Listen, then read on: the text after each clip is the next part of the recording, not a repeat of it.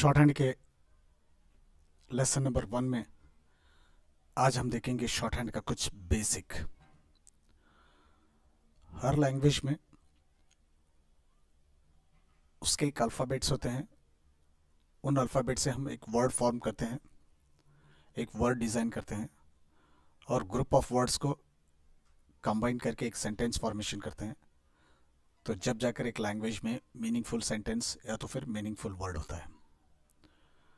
जैसे कि English language में ABCD, हिंदी और कन्नड़ा में अ आ इ ई, उर्दू में अ ब क ड, ये उस लैंग्वेज के अल्फ़ाबेट्स हैं।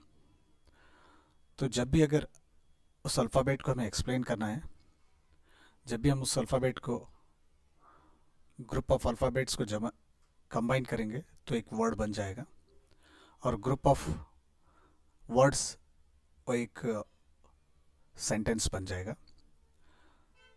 तो इसी तरह शॉर्ट हैंड के भी कुछ रूल्स हैं, कुछ अल्फ़ाबेट्स हैं जिसको हम आज बेसिक क्लास में देखेंगे।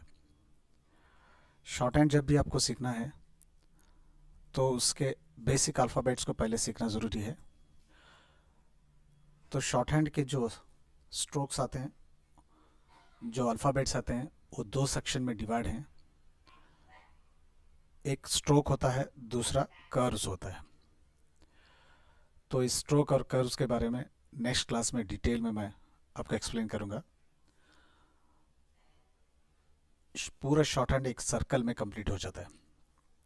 जो भी शॉर्ट हैंड के स्ट्रोक्स हैं तो कर्व्स रहेंगे, एक सर्कल में पूरा शॉर्ट हैंड कंप्लीट हो जाता है। तो उसको डिटेल में मैं अगले क्लासेस में एक्सप्लेन करूँगा। तो आज हम देखेंगे शॉर्ट हैंड के बेसिक अल्फ़ाबेट्स क्या हैं। जैसे हम इंग्लिश में ABCD से अल्फ़ाबेट स्टार्ट करते हैं, लेकिन शॉर्ट हैंड में ABCD नहीं है। तो शॉर्ट हैंड का पहला अल्फ़ाबेट स्टार्ट होता है P से, दूसरा अल्फ़ाबेट स्टार्ट होता है B, तीसरा अल्फ़ाबेट T, चौथा D, पांचवा CH और छठा J। तो इनमें डिफरेंस स्ट्रोक एक जैसे हैं, लेकिन कुछ स्लाइट डिफरेंस भी है इसमें। तो उस डिफरेंस से हम उनके साउंड को हम चेंज करते हैं। जैसा P, यही सेम स्ट्रोक है, ये लाइट में है, इसको हम P कहते हैं। सेम स्ट्रोक, चेंजेस कुछ भी नहीं है, लेकिन एक चेंज है, सेम स्ट्रोक डार्क है तो उसको हम B कहेंगे। अगर आप उस स्ट्रोक को लाइट में लिखेंगे तो प्रोनाउंस P होगा, उसी स्ट्रोक को आप डार्क में लिखेंगे तो B होगा। इसका बहुत ध्यान रखना होगा आपको डार्क और लाइट के लिए। तो इसी तरह का है, थर्ड अल्फ़ाबेट T आता है, वो लाइट में स्ट्रेट स्ट्रोक रहता है। सेम स्ट्रोक जब आप लिखेंगे, सेम स्ट्रेट स्ट्रोक लेकिन डार्क है, तो वो D प्रोनाउंस करता है, D का साउंड करता है।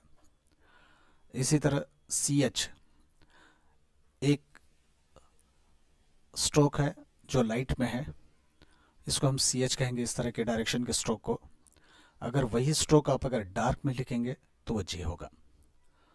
तो इसमें ध्यान देने की बात यह है, जो भी हम स्ट्रोक लिख रहे हैं, लाइट और डार्क में अपना साउंड बदल देता है।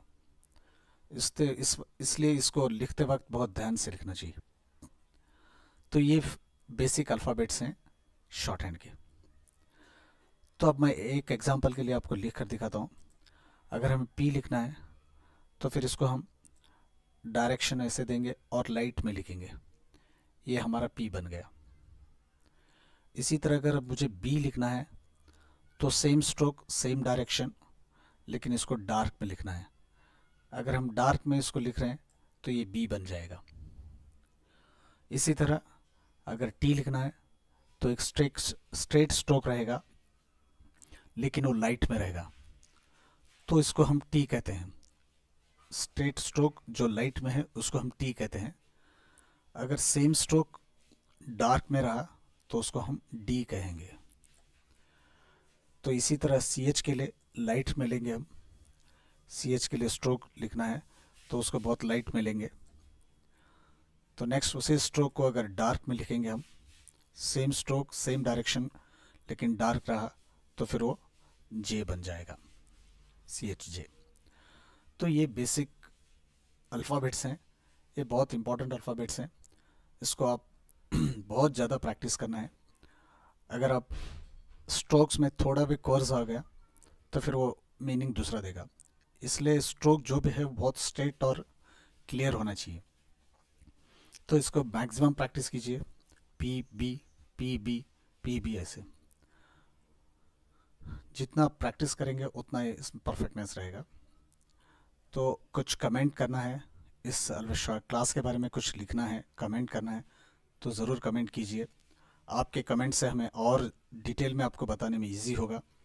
और इस शॉर्ट हैंड की ऑनलाइन क्लास भी रहेगी, और क्लास को आप ज्वाइन करना है तो कमेंट में अपना कमेंट लिखिए।